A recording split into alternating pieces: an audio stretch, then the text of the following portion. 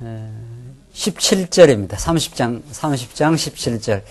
아비를 조롱하며 음이 순종하기를 싫어하는 자의 눈은 골짜기의 까마귀에게 쪼이고 독수리 새끼에게 먹히리라. 다 그 탐욕의 한 그 예를 드러냈고, 18절 계속 보십시다. 18절로부터 20절까지는 이제 위선에 그 인정하지 않는, 자기의 악을 인정하지 않는 건데, 내가 심히 기이 여기고도 깨닫지 못하는 것 서너시 있으니, 곧 공중에 날아다니는 독수리의 자치와 반석 위로 기어다니는 뱀의 자치와 바다로 지나다니는 배의 자치와 남자가 여자와 함께한 자치며 음녀의 자치도 그러하니라. 그가 먹고 그 입을 씻음같이 말하기를 내가 악을 행치 아니하였다 하느니라. 그러니까 지금 이야기하는 맥락이 탐욕, 위선, 불의, 이것은 전부 어리석음으로부터 나오는데, 이 어리석음은 하나님 아는 지혜의 부재로부터, 지혜가 없으면 인간이 어리석게 되고 어리석은 결과가 이런 식으로 나타난다는 겁니다. 그러니까 잠언은 이런 걸 하지 말라 이런 뜻이 아닙니다. 그렇죠? 불교나 뭐 공자 명자는 탐욕 부리지 말라, 위선하지 말라, 불의하지 말라 이렇게 자꾸 교훈을 하지 않습니까? 근데 우리는 다 하고 있는 사람한테 하지 말라고 좀 그렇죠. 괴로운 게 없는 겁니다. 하는 사람들인데, 죄인은. 그러니까 성경은 이런 것을 하지 말라가 아니에요. 잠언을. 옛날에 잠언 뭐 31장 하루에 한 장씩 읽어라 해갖고 열심히 읽고 열심히 하라는 식으로 제가 알아들어갖고, 뭐 전도서는 뭐 철학적이고, 뭐 잠언은 뭐 도덕적이고, 뭐 또 뭐지요? 아가서는 뭐 문학적이라고. 지금 생각하니까 다 그거 참 우스운 이야기들이에요. 그런 거. 저는 그렇게 이제 성경을 초기에 엉터리를 배웠는데, 알고 보니까 이런 거 하지 말라가 아니에요. 이런 것들은 탐욕, 위선, 불의는 어리석음에부터 나온다.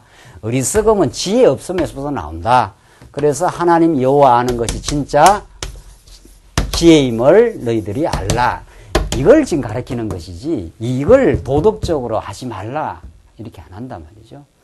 우리가 하나님 여호와를 모르면 다 이러고 살았다. 이게 정확한 거예요. 그렇죠? 우리 이렇게 살았지만은 우리를 어리석은 가운데 아주 버려두시지 아니하신 하나님.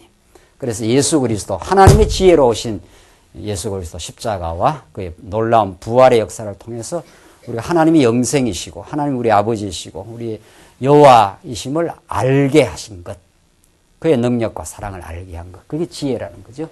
여호와 하나님 하는 것. 그러니까 잠언 분명해졌습니까? 이 잠언 또 언제 하겠어요? 그러니까 여기서 막 정확하게 붙들어야 돼요. 야, 이 잠언 이거 도덕적 교훈 아니구나. 하나님 여호와가 어떤 분인 걸 가르쳐 주는구나. 이렇게 보면 틀림이 없습니다.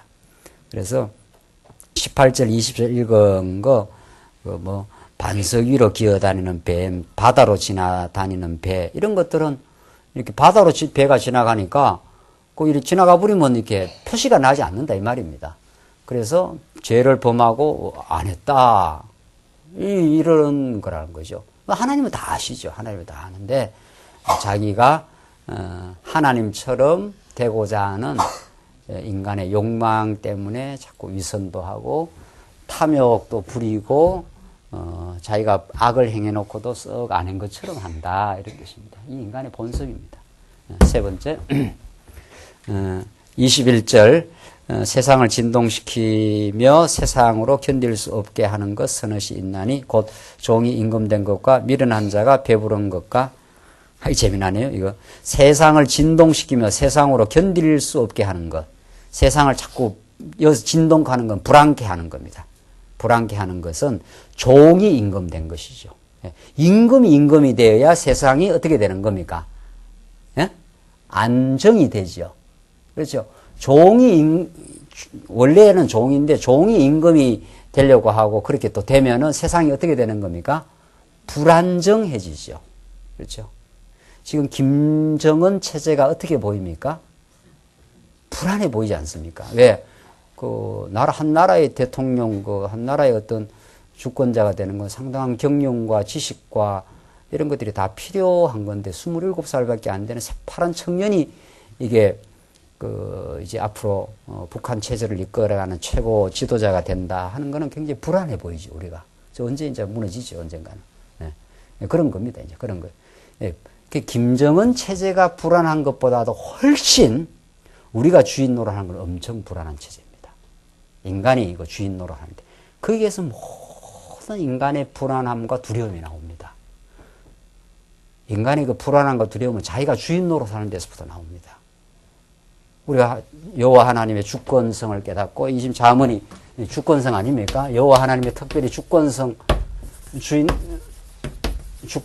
우리가 알면은 우리가 이 하나님 앞에서 종임을 알지 않습니까? 이때는 나쁜 의미의 종이 아니라 사랑의 종인 거죠. 사랑의 종이 되어서 하나님 끌고 가는 대로 끌고 가겠습니다. 하나님 겪게 하시는 대로 겪고 내가 하나님 배워가겠습니다. 이러면 뭐 불안할 게 하나도 없습니다. 불안할 게 하나도 없습니다. 하나님께서 다 정한 날 천국 가기로 정해져 있으시고 내가 이 어려움 겪기로 작정되어 있다면 겪고 하나님 더 배워갈 것이고 이렇게 되는 거거든요. 얼마나 우리가 마음에 평안이 찾아옵니까? 그래서 여기 나오는 거 종이 임금된 거 이게 다 불안한 거다 이랬더니 미련한 자가 배부른 거. 미련한 자가 배부르면 더 이거 미련한 짓을 더 하지 않겠나요? 이게 배부른 것도 이게 참 문제예요. 이게 배부른 것도. 제가 늘 그러잖아요. 헬스장에 가서 막 하나님 모르고 열심히 건강 관리하는 거. 저 건강 가지고 뭐 하려고 저렇게 건강 관리를 열심히 하나 싶은 거예요, 진짜. 제가 옆에 가서 왜 삽니까? 왜 그럽니까? 이렇게 묻고 싶다는 거 아니에요. 왜 사는지는 알고야 뭐 이렇게 건강 관리를 해야 될 거 아니에요. 그 미련해갖고 계속 배부르고 건강하면은 헛짓만 더 한다고니까요. 저는 이런 게 굉장히 실감이 나는데요. 맞아요. 23절, 꺼림을 받는 계집이 시집간 것과, 꺼림을 받는 계집이 시집가는 거, 이게 아주 복잡해지는 거죠. 계집종이 주모를 이은 것이니라. 계집종으로서 살아야 되는데, 이게 주모를 이어갖고 딱 주모가 되면 아주 뭐 체제가 불안해진다. 주모 될 사람이 돼야 되고, 임금 될 사람이 돼야 되지. 이게 다 하나의 예들입니다. 예입니다, 이게. 전부. 그냥 다 얘가 우리 주인 되시는 주권자 되시는 우리 이 하나님을 바르게 알라 이런 뜻입니다. 이걸 모르고 종이 주인 자리에 따박따박 올라가는 거 이게 아담이 타락한 거 아닙니까? 너 하나님과 같이 된다 이거거든요. 그래 다 성경은 딱 그냥 한마디로 하나님이 주권자다 이 말입니다. 그걸로만 끝나요. 성경 하나님이 주권자다. 내가 절대적인 주권을 가지고 이 세상을 통치하고 있다 이 말이에요. 이걸 우리는 세상에서 못 듣거든요. 학교 가도 못 듣고 신문에서도 못 배우고 TV를 아무리 틀어놔도 이런 말은 안 나옵니다. 그러니까 우리가 다 주인 노릇하고 살았다가 힘들게 사는 거예요. 하나님 주권자입니다. 성경에서 이렇게 가르치니까 우리가 여기 올라가려 하다가 쾅 이렇게 내려오는 거죠. 맞습니다. 이렇게 되는 거죠. 딱 그 말이에요. 이게 다 예들이에요. 예. 그런 주인 노릇하는 예를 이렇게 여러 가지 예를 들어놓은 겁니다. 참 예들이 다 재미나지 않나요? 자, 이렇게 해서 이 어리석음의 세 가지 예를 이렇게 탐욕 부리는 거, 위선하는 거, 불의하는 거, 제자리에 안 서는 거 이 말이거든요. 제자리에 안 서갖고 다 주인 노릇하는 이런 것들이 아닌 이제 지혜의 길을 가르쳐 주는 거죠. 이것과 대비되는 그렇죠? 지혜. 그게 24절. 땅에 작고도 가장 지혜로운 것 넷이 있나니 땅에 작지만 가장 지혜로운 것이 있다. 이게 하나의 비유인데 지혜라는 거는 막 크게 무슨 세상 사람들이 막 저게 지혜구나 이렇게 깨닫는 게 예수님이 그렇게 오셨지 않아요.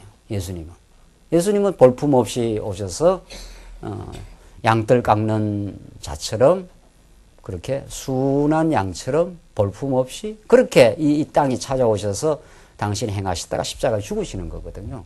그래서 세상 사람들이 전부 예수를 죽어 마땅하다. 바라바를 내놓고 예수를 죽여라. 이런 속에서 하나님의 지혜가 이제 드디어 나타나는 거죠. 그래서 겨자씨 비유가 다 우리 그런 걸 가르쳐 주는 겁니다. 작고도 가장 지혜로운 것 넷이 있으니 곧 힘이 없는 종류로 돼 먹을 것을 여름에 예비하는 개미와 그렇죠?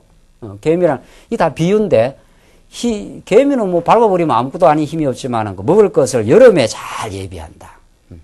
이게 그 지혜로운 하나의 특징이다. 뭐 여러분과 제가 이렇게 늘 말씀을 사모하고 말씀 듣는 시간을 가장 소중히 여기고 이렇게 평소에 말씀을 늘 들어놓는 건 이건 말할 것도 없이 삶의 위기가 봉착했을 때 드디어 빛나요. 뭐 지금 날마다 삶 속에서도 감사를 누릴 수 있는 근거이지만 더더욱이 삶의 위기가 봉착하면 들어놓은 말씀 이것을 가지고 하나님이 성령께서 이제 깨닫게 하는 거예요. 하나님 주권자라 그랬어. 딱 이 나오는 거죠. 삶의 위기가 찾아왔을 때. 맞아. 하나님이 알아서 끌어가실 거야. 이런 게 우리가 위기를 돌파하는 힘이거든요. 그런데 하나님 주권자라는 걸 말씀을 안 들어놓으면 그냥 위기가 왔을 때는 막 내가 해결하려고 막 이리 뛰고 저리 뛰고 하는 거예요. 점점 더 늪으로 들어가는 거죠. 그런 경우가 우리 많지 않았습니까? 그만큼 이 말씀이라는 게 여기 개미처럼 먹을 것을 여름에 예비하는 개미 이런 거예요. 이 말씀 듣는 게 보통 일이 아닙니다. 사실은. 26절 약한 종류로 돼 집을 바위 사이에 짓는 사반. 약하게 보이지만은 집을 바위 사이에 딱 짓으니까 이게 견고하다 이런 뜻입니다. 그러니까 전부 다 약하게 보이고 힘이 없는 종류처럼 보이지만 하나님께서 동물에게도 그런 지혜를 주셔서 이 삶을 생존할 수 있도록 하시는데 하물며 너희일까 보냐 이런 뜻이에요. 하물며. 우리가 이 거친 세상에 하나님이 던져놓고 아무렇게나 막 살으라고 이렇게 던져놓은 게 아니에요. 정말 지혜를 주셔서 이 거친 세상을 돌파하고 이겨나갈 수 있도록 그렇게 하나님이 주권적인 예비를 해주시는 분이지 막 무자비하게 그냥 세상살이 어려운 가운데 던져놓고 살아라 이런 게 아니라는 거예요. 어려운 가운데. 우리가 광야 가운데 던져놨지만 가는 곳곳마다 하나님께서 반석에서 물이 터지게 만들고 하늘에서 만나가 나오게 만들고 위기를 봉착하지만 또 하나님 넘어가게 만드시고 그런 하나님의 인도가 있다. 우리는 그걸 늘 삶 속에서 느끼며 살아계신 하나님을 우리 깨닫는 거죠. 27절 임금이 없어되 그 주인이 없어되 다 때를 지어 나아가는 메뚜기. 메뚜기가 막 이 앞에 임금은 없는데도 저끼리 잘 질서 있게 한다 이런 거예요. 예. 나는 교회가 그렇다고 봐요. 예. 임금은 예수 그리스도 눈이 잘 안 보이잖아요. 목사가 이 교회 주인 아니잖아요. 목사는 하나님의 말씀을 전가하는 종일 뿐이죠. 우리 장로님이나 권사님들 다 이 직임자들이 우리 교회를 섬기는 일꾼들인데 우리가 뭐 얼핏 봐서는 뭐 주인이 별로 없는 거예요. 교회에서는 주인 노릇하면 이게 정말 망하는 길입니다. 그 목사가 되든 누가 되든. 오히려 종 노릇을 하고 우리는 자기 맡은 일을 하는데도 질서가 점점 서간다. 그게 왜냐하면 보이지 않는 진짜 주인이 있기 때문이다. 그런 뜻이에요. 저는 말씀운동이 무서운 단체라고 보는데 어떻게 보면은 이렇게 막 카리스마가 있는 무슨 뭐 목사가 있는 것도 아니고 뭐 앞에서 막 끌고 가는 것도 아니고 이런데 그냥 말씀만 전가할 뿐이에요, 진짜. 그런데 이제 세월이 점점 가면은 여기에는 보이지 않는 나는 질서가 형성된다고 봐요. 왜? 다 자기 자리로 내려가거든요. 말씀이 계속 들어만 준다 하면은 누가 여기 가겠어요, 누가. 이게 정말 어리석은 길이요, 힘든 길이, 고통의 길이에요, 사실은 이게. 이게 평안한 길이거든요. 그러니까 말씀이 말씀으로만 계속 강단에 전거되면은 너나 할 것 없이 다 이 자리로 내려옵니다. 여기가 편안하고 좋은 자리, 서로 섬기는 자리예요. 그래서 이게 아름다운 질서가 생깁니다. 나는 생긴다고 봐요.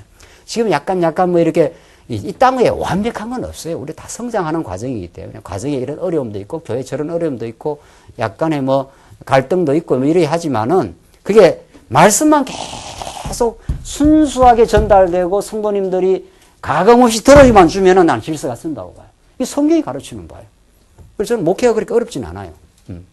뭐 다른 여러 가지 일들이 많고 막 계속해서 그런 고단한 일들은 많지만 목회를 하는 게 어렵다 하는 적은 별로 없습니다. 하나님 말씀을 전공하면 되니까. 나 말씀이 통치한다고 믿어지니까. 내가 이절에 저래 컨트롤하려고 하면 그처럼 복잡한 게 어디 있겠어요. 우리 교회에도 성도가 비교 해외 성도만 치고 하면은 손 볼 때가 내가 손을 이렇게 대야 될 때가 한두 군데가 많습니까? 그런 식으로 사람을 관리하듯이 관리하면은 어떻게 하겠어요? 하나님께서 하실 걸 믿고 어려운 성도를 보면 그냥 기도하는 마음으로 하나님께서 붙들어 줄 걸 믿고 내가 하는 일을 열심히 하고 또 우리 뭐 또 성도님들 손길을 통해서 이렇게 저렇게 붙들어 가시고 내가 할 수 있는 만큼 하고 또 그 나머지는 하나님께 맡기면서 계속 전진하다 보면 하나님이 이렇게 세워 가셔요. 틀림없습니다. 네. 목회의 참된 모델이 뭔가? 이것도 다 말씀에서 나온다고 봅니다. 그래서 이 임금이 없으되 다 때를 지어 나아가는 메뚜기야 손에 잡힐만 하여도 왕궁에 있는 도마뱀이라. 다 이런 것들이 지혜롭다. 29절 잘 걸으며 위풍 있게 다니는 것 서너시 있으니 있나니 곧 짐승 중에서 가장 강하여 아무 짐승 중에도 물러가지 않는 사자와 이 담대함의 표시. 두려움없이 간단 말이죠. 31절 사냥개와 수염소와 및 당할 수 없는 왕이라. 이런 짐승들은 다 위풍이 넘친다. 정말 진리를 깨달으면 겸손하되 위풍이 있는 거죠. 하나님 앞에서는 겸손하고 하나님 앞에서는 말할 수 없이 하나님의 능력으로 산다고 믿고 세상에 살 때는 기죽지 않는다. 이런 뜻이란 말이죠. 뭐 하나님 사랑 안에서 내가 당당하다. 이렇게 살기 때문에 위풍당당하게 되는 거라. 32절 만일 내가 미련하여 스스로 높은 채 하였거나 혹 악한 일을 도모하였거든 내 손으로 입을 막으라. 만약에 우리가 미련한 일을 했거나 또 악한 일을 도모해서 내 손으로 입을 막으라. 네 입을 자꾸 이렇게 열어놓고 이런저런 변명을 하거나 그럴 이유가 없다. 그대로 인정하라. 대저 젖을 저으면 버터가 되고 코를 비틀면 피가 나는 것 같이 노를 격동하면 다툼이 남임이라. 이 꾸지람, 다툼 뭐 이런 건데 노를 격동하면은 자기 잘못을 인정하지 않으면 노가 격동해요. 자기 의의를 주장하면 노가 나오지 않습니까? 화가 난단 말이죠. 그게 다 어리석은 길이다. 이렇게 해서 지금 어리석음 그의 쭉 내용들과 지혜의 길.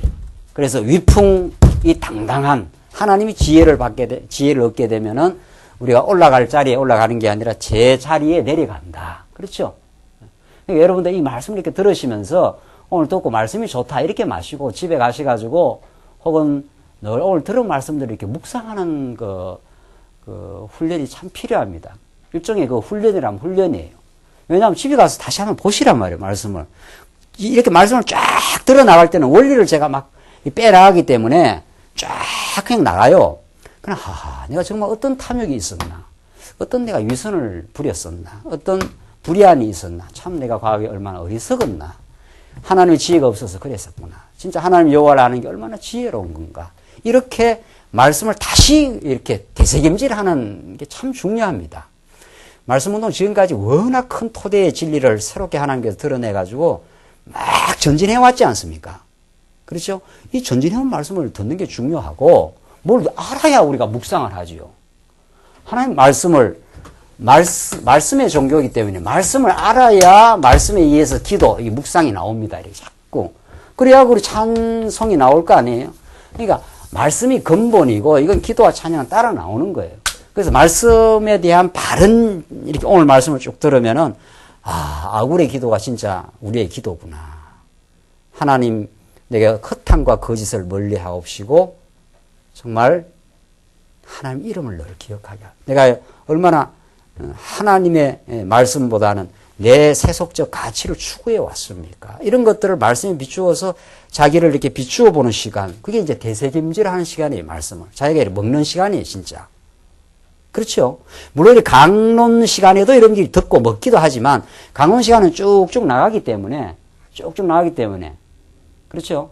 지금 여러분들 언제든지 이 쭉 들었던 말씀 오늘 30장, 31장 같은 거는 뭐 엄청난 지혜가 여기 담겨 있는 거예요, 사실은. 깊이 자꾸 깨달으면 이러면 정말 어리석은 길이었구나.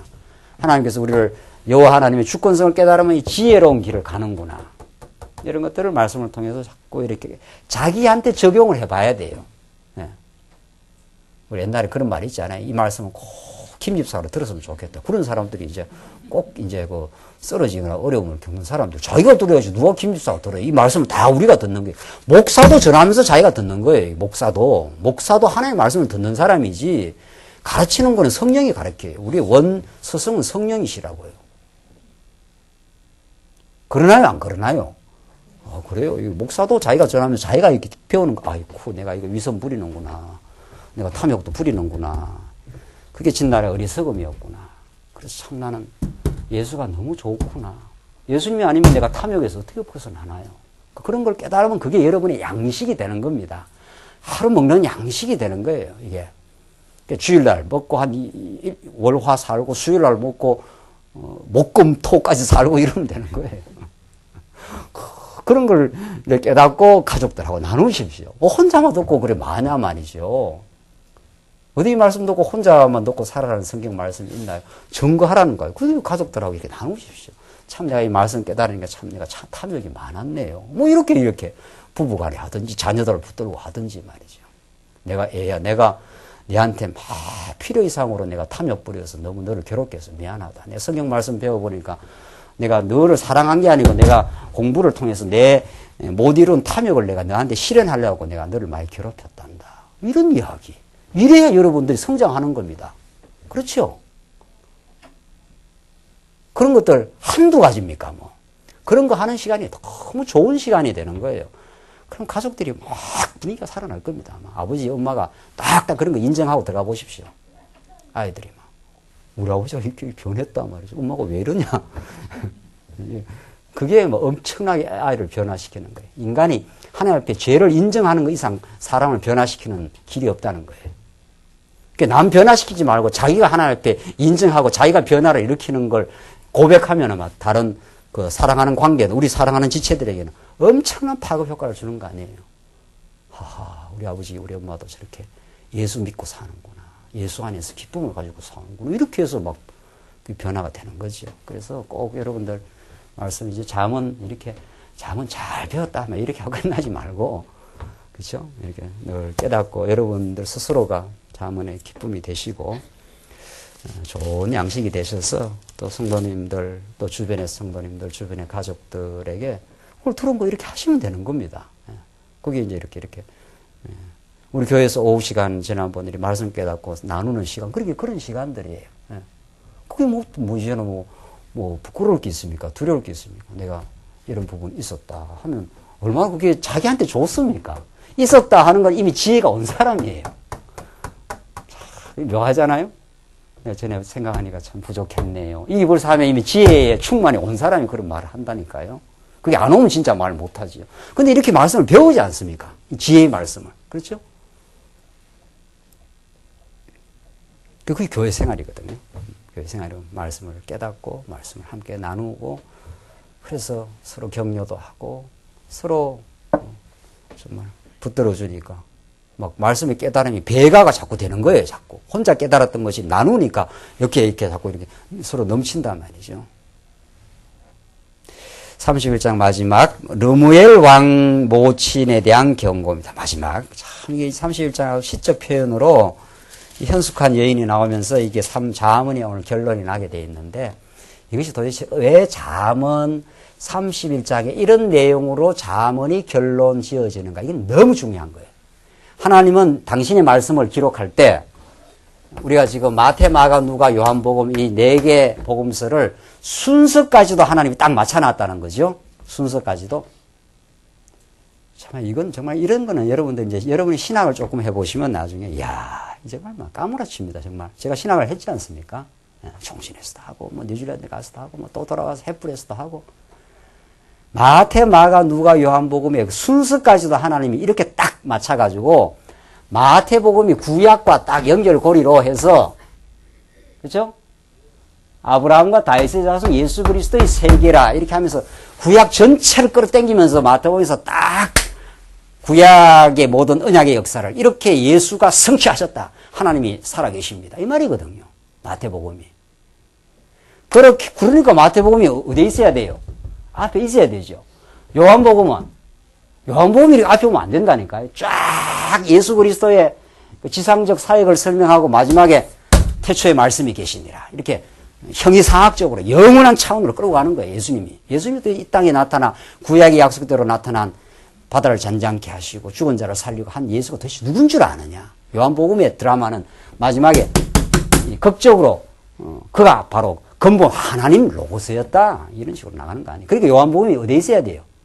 어디에 있어야 돼요? 마지막에 있어야 되는 거죠. 하나님 그렇게 편집을 해놨다고.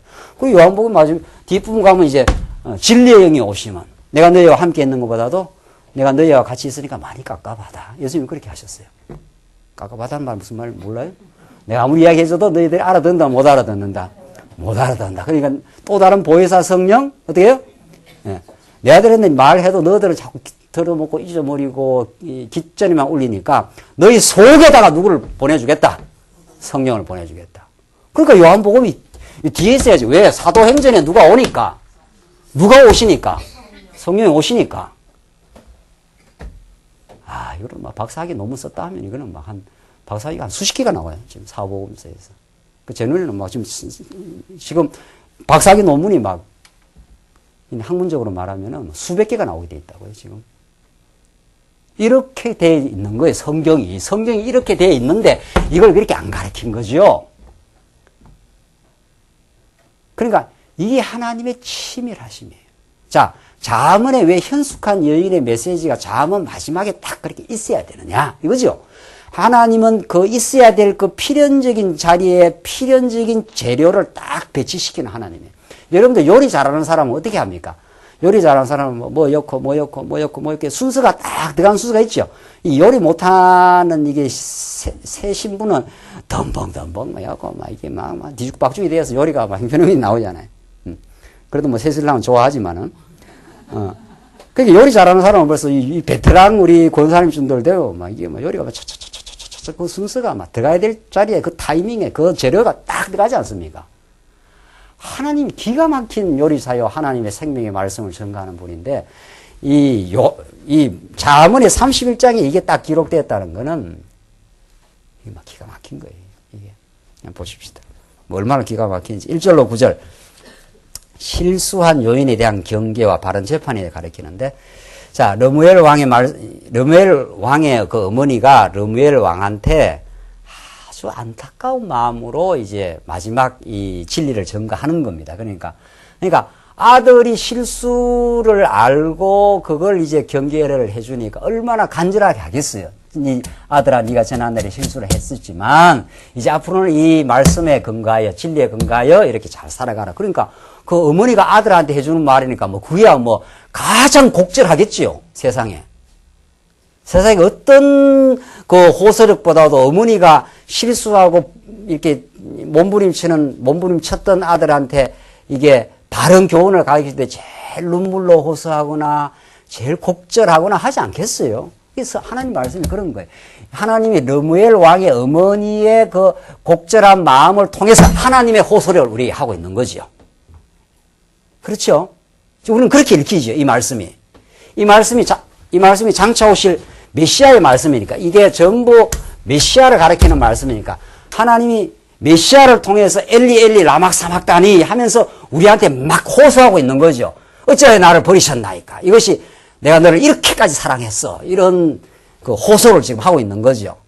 그래야 우리가 하나님의 사랑을 깨달으니까. 이렇게 저주받으면서 막 마지막에 죽으시면서 하는 그 호소들이 하나님 우리에게 던져지는 사랑의 메시지예요. 그러니까 하나님은 이 어머니가 자식에게 하는 그 호소를 통해서 아버지의 마음을 우리에게 전달하고 있는 거예요. 성경 그렇게 읽히는 거죠, 오늘. 잠언이 그래서 생명의 말씀이 되는 거죠. 그렇게 읽지를 못하면 이걸 메시아 사건, 그리스도 사건으로 읽지를 못하면 재미가 하나도 없는 거예요, 이게.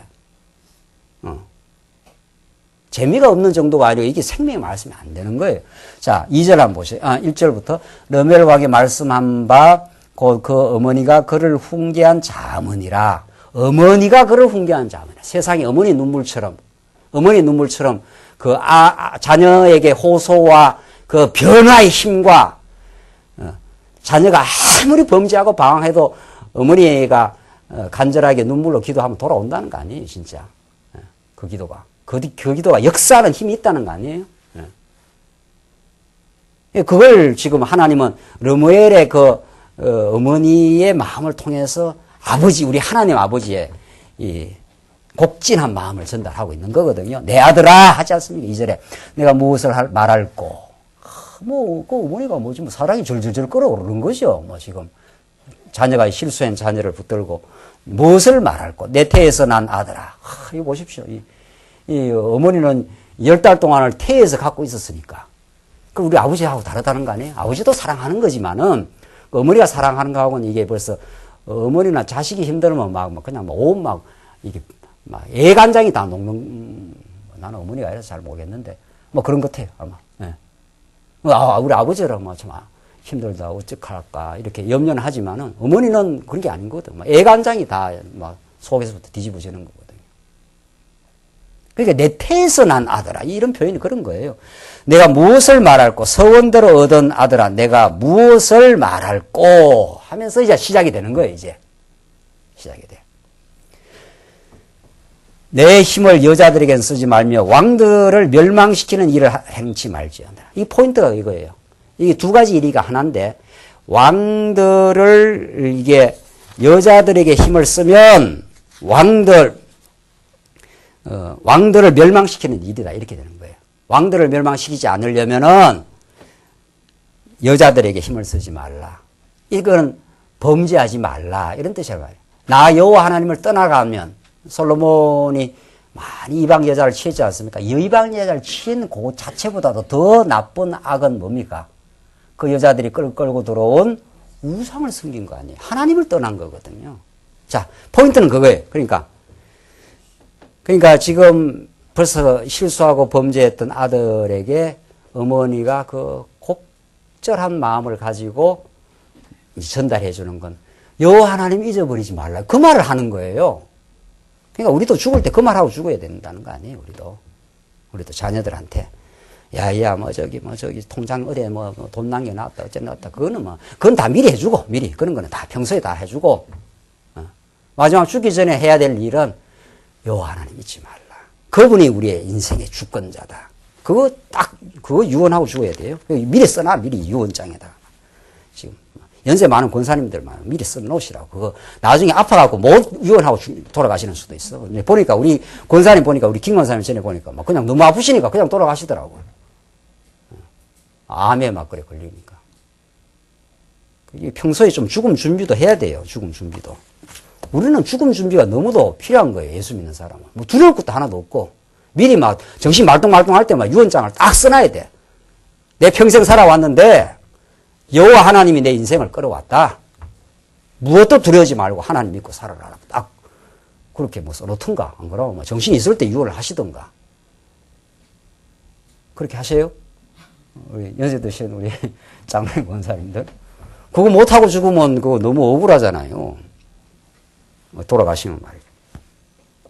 그 지금 이렇게 하고 있는 거예요. 그 르무엘의 그 어머니는 르무엘아 4절 포도주를 마시는 것이 왕에 마땅치 아니하고 왕에게 마땅치 아니하며 독주를 마시는 것이 주권자에게 마땅치 않도다. 독주 마시면 다 하나님 뜻을 휘청하고 잃어버린다.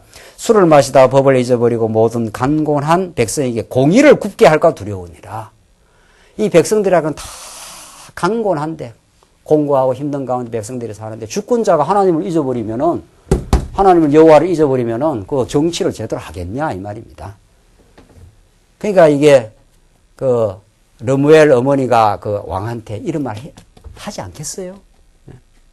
너가 바로 하나님을 깨달아야 너의 통치를 받는 백성들이 편안해진다. 네가 하나님 잘 깨달아야 네 가정들도 다 그렇게 하나님 중심으로 자녀들을 키울 수 있다. 그 말 아닙니까? 우리 할아버지 할머니들이 나중에 다 돌아가실 때 우리 권사님들 장로님들이나 다 그 자녀가 있고 또 자녀가 있는 거 아니에요. 뭐 손자는 뭐 눈에 넣어도 뭐 안 아프다면서요. 막 손자는 더 좋다면서요. 손자들을 뭘 어떻게 커야 되겠어요? 내가 믿는 하나님 너를 통해서 그들에게 또 전달되기를 바란다. 뭐 그거밖에 없어요. 우리 유언은 따지고 보면 오늘 르무엘 어머니의 유언이라 해도 되고 가장 간절한 부탁이라 해도 되고 태에서 난 아들한테 그 절절한 그걸 이 기도로 이렇게 유언으로 하면은 그 기도를 하나님 들으신다는 겁니다. 정말. 하나님 작정이니까 또 이런 간절한 기도도 하고요. 사실은. 하나님의 사랑받지 않으면은 이런 기도도 하지도 않습니다. 우리가 사랑받고 깨달으면은 지금 당장 뭐가 안 이루어져도 하나님이 그 기도를 들으시고 역사를 하시는 거죠. 6절 독주는 죽게 된 자에게 포도주는 마음에 근심하는 자에게 줄지어다. 그는 마시고 그 빈궁한 것을 잊어버리겠고 다시 그 고통을 기억지 아니하리라. 너는 벙어리와 고독한 자의 송사를 위하여 입을 열지니라. 벙어리, 이 얼마나 장애자입니까? 고독한 자, 힘든 자, 이런 자의 송사를 위하여 입을 열라. 입을 열 때가 있다. 그러니까 제대로 입을 열어서 재판할 때가 있다. 이런 뜻이죠. 왕이. 그건 하나님의 공의로 하는데 9절 너는 입을 열어 공의로 재판하여 간곤한 자와 궁핍한 자를 신원할지니라. 이 왕이 할 일이다. 하나님의 모든 택한 백성이 할 일이다. 이게 장차 오실 예수가 하신 일이고 우리처럼 가난하고 궁핍하고 고통 많은 우리들에게 예수가 입을 열어서 이 땅에 공의로 자기가 몸으로 하나님의 뜻을 실현하신 분이고 그의 뜻을 따라 살아가는 우리들도 그 뜻을 따라서 우리가 진리의 길을 가는 사람들이죠. 우리도 하나님께서 이 땅에 얼마나 진리를 몰라서 공고하고 힘들어하는 씨름하는 영혼들 그들에게 우리가 진리 안에 회복된 사람들 진리 안에 우리 마음이 회복되고 가정이 회복되어서 그 마음의 기쁨을 누리는 사람들은 그냥 살 수가 없어요. 그냥 살 수가 없다고. 그러니까 진짜로 예수를 만나서 그 회복의 기쁨을 누려본 사람은 이걸 같이 누리고 싶지 있을 수가 없는 거예요. 복음을 이 말씀을 들었더니만 뭐 평안해서 좋다 이런 말들이 안 나오는 거예요. 평안해 좋지요. 그 진짜 평안이 깊은 평안이라면 그냥 있을 수가 없는 거예요. 우리를 변화시키고 말아요. 우리를 변화시키고 만들고. 그 변화된 마지막 모습이 10절부터 현숙한 여인이라고요. 이제 현숙한 여인의 이 아름다운 이 시적인 노래가 있지 않습니까? 이 노래는 정말 지혜로우신 하나님, 지혜로우신 남편이 만들어내는 아름다운 선물이에요. 이 현숙한 여인. 이게 장차 오실 메시아의 통치를 받는 뭐를 가리키는 겁니까? 교회를 가리키는 거예요. 그렇죠? 교회는 그의 신부니까. 그렇죠? 여기 나오는 현숙한 여인은 진짜 아름다운 모습이에요. 정말. 막 여인이 이건 됐다 하면 최고로 아름다운 여인의 인격과 여인의 그 아름다운 모습을 이렇게 성경에서 아름답게 묘사하는 수가 없어요. 그렇죠? 이게 하나님의 아들로 오신 메시아로 오신 그분이 그 주권성을 가지고 오신 그분이 만들어내시는 이 종의 이 사랑받는 종이죠. 우리가 그걸 다른 말로 말하면 신부. 우리 예수 믿는 사람을 여러 방식으로 표현을 해요. 하나님의 종이다 말도 맞고 종이라는 건 주권적인 섭리를 받는 존재다 이런 뜻이고 우리가 신부다 이렇게 한단 말이죠. 신부다. 신부는 이제 새신랑이 오실 것을 이제 기다리며 그의 그 사랑 속에서 살고 그의 영광을 위해서 그의 신랑의 뜻을 위해서 이제 사는 그의 넘치는 은혜를 우리가 경험한 신부 그냥 살 수 없죠. 살 수 없어요. 그 아름다운 그 현숙한 여인의 인격과 그 부실한 생활 모습을 나누어줘요. 정말 아름다운 이게 장차 오실 메시아의 통치를 받는 하나님 나라의 전위 부대인 이 교회의 모습이에요. 아름답게 성장해가는 교회의 모습. 그렇게 보면 틀림없지요. 그러니까 주권성 여호와 하나님이 주권자이십니다 하는 이 진리를 자문해서 지혜를 주관하셔서 왕가를 세워 나라를 다스려 가시는 그 주권자 하나님의 통치의 절정에 이런 아름다운 교회의 모습이 나타난다 이런 뜻이에요. 그가 이루시는 하나님 나라가 이렇다. 그가 지혜로 다스려가는 하나님 나라, 우리 신약적으로 말하면 이 하나님 나라 교회가 이렇게 하나님 만들어 가신다 이런 뜻이에요. 우리들 하라가 아니고 지혜로우신 주권자이신 신랑이 만들어내는 선물입니다. 이게. 예수가 우리를 그렇게 만들어 가신다 이런 거예요. 예수가. 전날에는 탐욕스럽고 위선하고 불의한 어리석은 다 추한 우리 인생들을 이렇게 지혜의 말씀으로 너무 아름답게 이렇게 현숙한 여인으로 성경에서 이런 여인처럼 아름답게 그려낼 수가 없어요. 성경에. 여기는 그러면 우리 장로님들이나 우리 집사님, 남자 집사님들은 해당이 안 되는 거 그게 아니에요. 그렇죠? 우리 전부 다 예수님 앞에서는 다 뭐니까? 다 신부예요. 남자고 여자고 다 신부란 말이죠. 한번 보십시오. 이걸 읽고 오늘 자문이 이제 끝나요.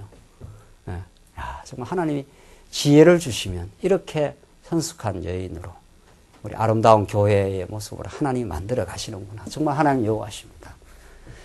자, 오늘 결론인데 정말 이거 제가 지난주에 어느 성도님을 만났어요. 만나갖고 너무 힘든 그 과정에서 여러 달 동안 직장이 주일날 못 나와서 주일도 직장을 못 나오고 해서 이제 늘 궁금했지요.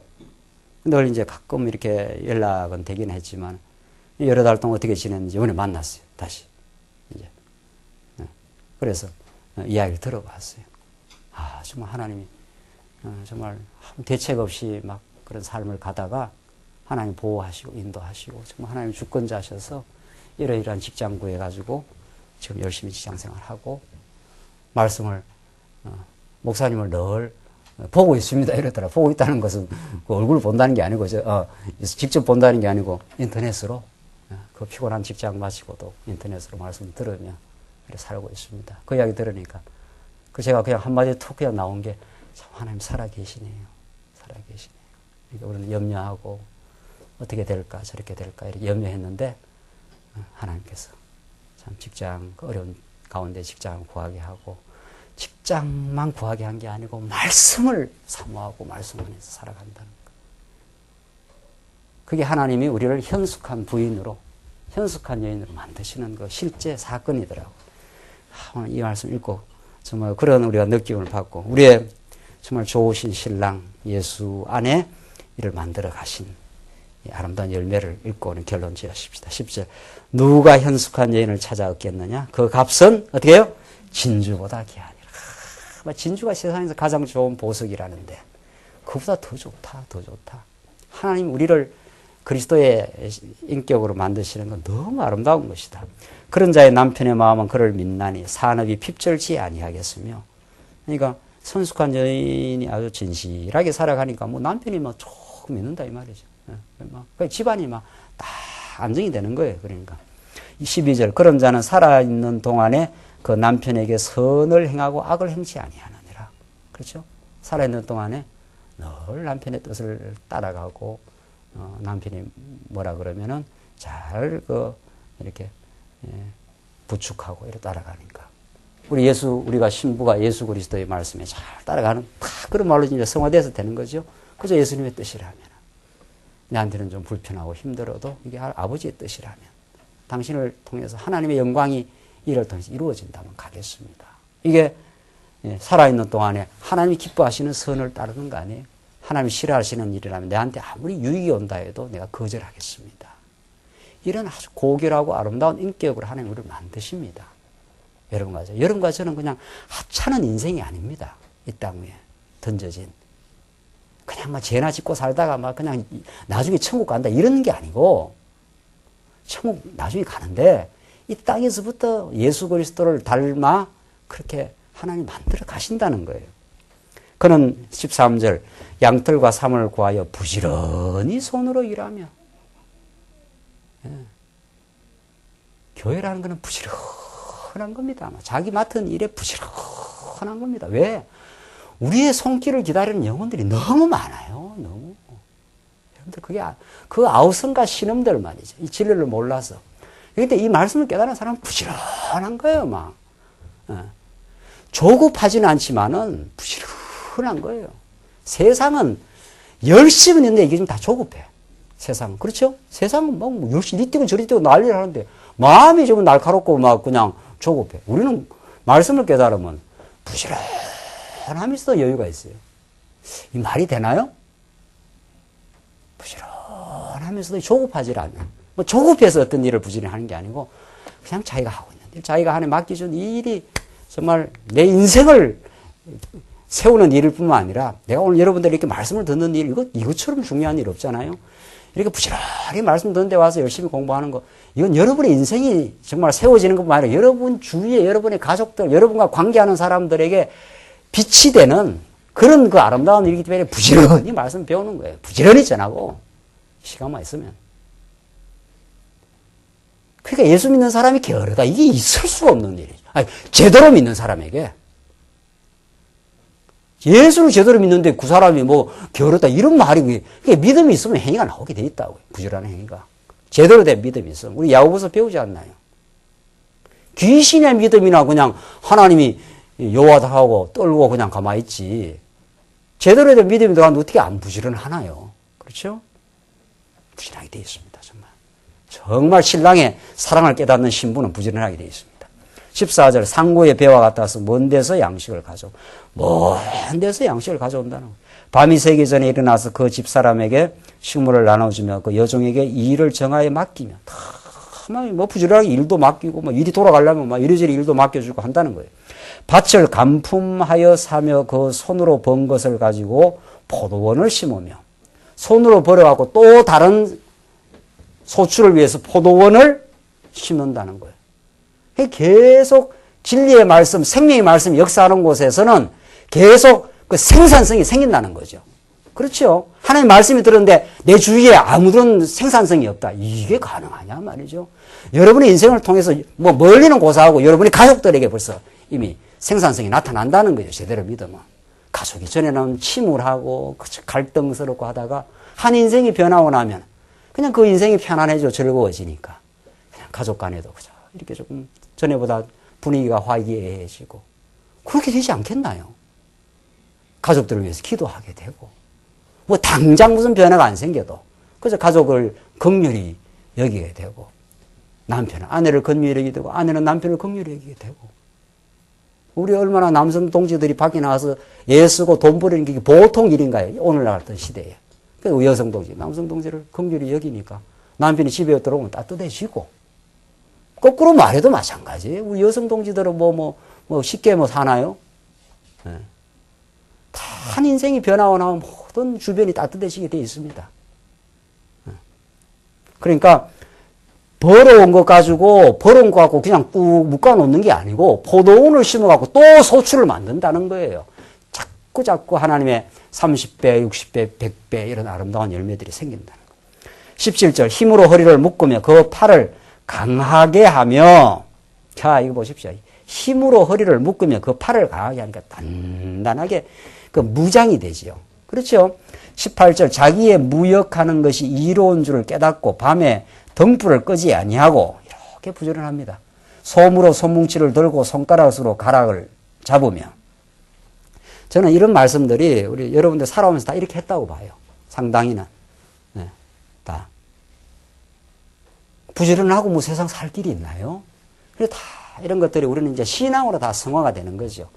예, 저래 다 부지런해서 자녀들 다 그래도 키우고 이렇게 했는데 그런 여러분들의 경험들이 이제는 일반 계시의 경험에 머물지 마시고 우리 자녀 키우기 위해서 우리 남자들은 밖에 나가서 주락고 일하고 우리 여성 동지들은 정말 안에서 그 어려운 살림 해갖고 아들 다 키우고 한 거 아닙니까? 그 부지런하고 어떻게 키웁니까? 그것들이 그냥 일반 생활에서 머물지 마시고 그게 장차 오실 메시아 사건과 내가 메시아 앞에서 신부의 자세로 성화가 되면 돼요. 이제 하나님 그렇게 하신 거 아니에요. 하하, 우리가 이렇게 해서 자녀들 다 키워서 자녀가 또 자녀를 낳아서 생산이 자꾸 이렇게 번져가듯이 우리 교회 와서 이렇게 알고 보니까 그게 일반계에서 그렇게 살았는데 알고 보니까 우리 신랑 되시는 예수님 앞에 우리가 사랑을 깨달으니까 이 진리를 어떻게 우리가 여기에 머물게 할 수 있느냐. 이게 우리 간절한 기도 아닙니까? 이게 또 전달이 되고. 우리 다음 주에 인도 갑니다만은 인도는 뭐 12억인지 뭐 어마어마한 대국이라는 거 아니에요. 거기는 뭐 85%가 다 힌두교 완전히 뭐 캄캄한 어두운 나라인 거 아니에요. 지금 중국도 마찬가지고 우리가 그 시간과 그 물질을 들여서 가는 이유가 뭐예요? 그냥 가는가 보다. 이러지 마시고 가는 저라든가 우리 장로님이나 권사님들이 그냥 이렇게 가긴 하지만 여러분들이 전부 간다고 생각을 하셔야죠. 그렇죠? 그래야 그 일이 의미가 있는 거 아닙니까? 그렇죠? 이 복음이 어디로 전파되면 오늘 본문의 말씀대로 이렇게 새로운 현숙한 여인이 탄생할 것이고 그가 아름다운 신부가 되어 인도 사람들도 정말 어두움 속에 인도의 불가촉 천민들은 그 인간의 삶이 아니에요. 정말 제가 TV를 보고 하니까 불가촉 천민들은 그 제하층 계층 그 인간도 아니에요. 그 숙명론에 잘못된 그 힌두교 숙명론에 쩌들려가지고 그렇게 살다 죽는 거예요. 정말 인간답게 하면 밥도 한번 제대로 못 먹고 말이에요. 제대로 집에 살지도 못하고. 이 기독교가 들어가야 이제 빛의 문명이 생겨나지 않습니까? 복음이 들어가야. 그러니까 우리는 그런 진리를 깨닫고 있습니다. 이 진리가 여기에 머무를 수 없습니다. 하나님 우리를 행복하게 하고 우리를 기쁘게 한 이 복음. 우리 인생을 회복시킨 이 복음, 이것이 어디라도 전파되기를, 어디라도 전파되기를, 이런 그 마음으로 우리가 이렇게 말씀을 듣고 감사하고, 또 우리 장로님들, 권사님들이 가시지만 가면은 참 갔다 와 소식 듣고 우리 감사하고 뭐 그런 거죠. 찬양하고, 아, 그쪽에도 복음이 전파되네요. 정말 뭐 이런 게 우리 삶의 기쁨이에요.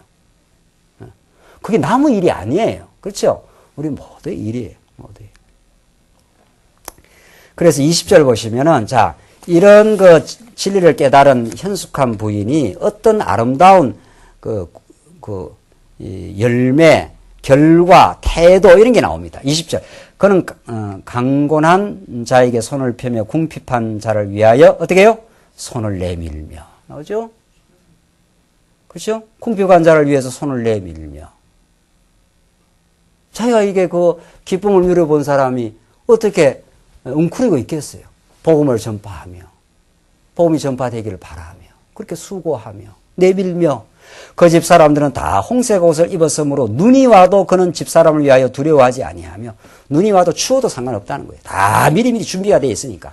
그는 자기를 위하여 아름다운 방석을 지으며 세마포와 자색 옷을 입으며, 그 남편은 그 땅의 장로로 더불어 성문에 앉으며 사람이 아는 바가 되며, 그 남편이 사람이 아는 바가 이렇게 되며, 아내가 그렇게 현숙하니까 남편이 든든할 수밖에 있나요? 그렇죠. 이건 하나의 그 비유 아닙니까? 그렇죠. 실제로 우리 가정생활에 그런 거 아니에요. 예. 아내가 막 불안하고 아내가 이렇게 힘들면은 남편이 바깥일 하기 힘듭니다. 틀림없습니다. 그거는. 예. 아내가 현숙하고 신앙으로 안정되어 있고 정서적으로 안정되어 있으면은 집에 들어오면 따뜻하고 평안하면요. 바깥 일을 쳐나가기 얼마나 좋은지 봐. 이게 남자들한테 결정적이에요. 예. 우리 장로님들은 다 남성 동지들 우리 있잖아요. 그거는 뭐 틀림없어요. 아내가 막 불안해하고 막 힘들고 이래 보십시오. 집안이 뒤숭숭하면요. 바깥일 대다가도 안 되는 거예요. 대다가도 막 뒤숭숭해가지고. 그러니까 현상적으로 말하면 그런데 뭐 그걸 말하는 게 아니고 그게 근본 말하는 게 아니고 진짜 주권자 하나님을 깨달으면 이렇게 신부가 현숙하게 되고 예수 그리스도의 영광이 드러난다 이런 뜻이지요. 교회가 우리가 말씀을 잘 지키고 정말 교회가 안정되고 평안해 보십시오. 찾아오는 사람들마다 이 교회가 참 진리 안에서 안정되어 있구나. 그러니까 그리스도의 영광이 드러나는 거죠. 그렇게 이게 해석이 되죠? 이게 24절. 그는 배로 옷을 지어 팔며 띠를 만들어 상고에게 맡기며 능력과 존귀로 옷을 삼고 후일을 웃으며 입을 열어 지혜를 베풀며 그 혀로 인애의 법을 말하며 인애의 법, 사랑의 법이에요. 인애. 입이 열려지면은 지혜가 나오고 입을 열면 사랑의 법이 나오니까 이 현숙한 여인을 통해서 얼마나 많은 열매들이 맺히겠어요. 그 집안 일을 보살피고 게을리 얻은 양식을 먹지 아니하며 게을리 얻은 모든 양식 안 먹는다. 부지런하다. 그 자식들은 일어나 사리하며 당연하지요. 현숙한 여인이 되니까 남편이 딱 안정감이 있으니까 자식들이 다 안정되게 될 거 아니에요. 그 남편은 칭찬하기를 덕행 있는 여자가 많으나 그대는 여러 여자보다 어떻게 해요? 뛰어난다 하느니라. 이게 정말 아주 막 최고조로 올라간 거예요. 이 남편 대신 예수 그리스도가 신부를 최고라 잘하였도다. 이렇게 우리가 칭찬한다는 거 아니에요. 이 말씀 깨닫고 진리를 위해서 고난받고 우리가 복음 안에서 살면 그게 하나님으로부터 칭찬받는 게 최고지 뭐가 있겠어요?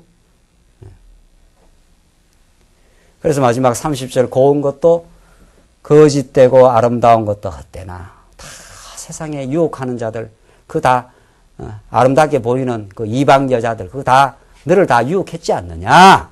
그러나 그거 다 헛거다. 세속적 가치들 그것들. 그러고 따라봐야 몸 망치고 다 나라 망친다. 오직 뭐라고 했습니까? 여호와를 경외하는 여자는 칭찬을 받을 것이라. 이 결론이.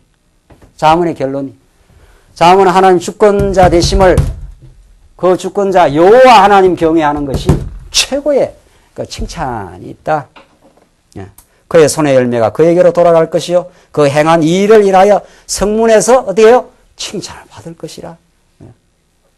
여호와 하나님을 바르게 아는 현숙한 여인 그 인격도 고매하고 아름답고 점점 그렇게 변해갈 것이고 그가 하는 부지런한 행위를 통해서 집안이 다 잘 건사가 될 것이고, 그리고 손을 내밀어 궁핍한 사람들에게 그 아름다운 열매가 주변으로 확산돼 갈 것이고, 그 모든 확산을 통해서 우리 여호와 하나님이 주권자로, 당신이 예수 그리스도를 우리의 참 신랑으로 보내주신 신부의 모습을 이렇게 잘 노래할 수가 있나요? 그렇죠? 우리는 그의 사랑을 받는, 이제 장차 세마포 입고 깨끗한 옷 입고 그의 심판대 앞에 설 때 하나님 우리를, 내가 원래는 죄가 많고 원래는 타락하고 부패했지만 내가 너를 다 깨끗하게 씻어, 보혈로 씻어 십자가로 너를 구속해내고 내가 여호와임을 너에게 증명하여 너는 내 사랑하는 신부야. 이렇게 우리를 영원히 칭찬해 준다는 거예요. 그건 영원한 천국에서뿐만 아니에요.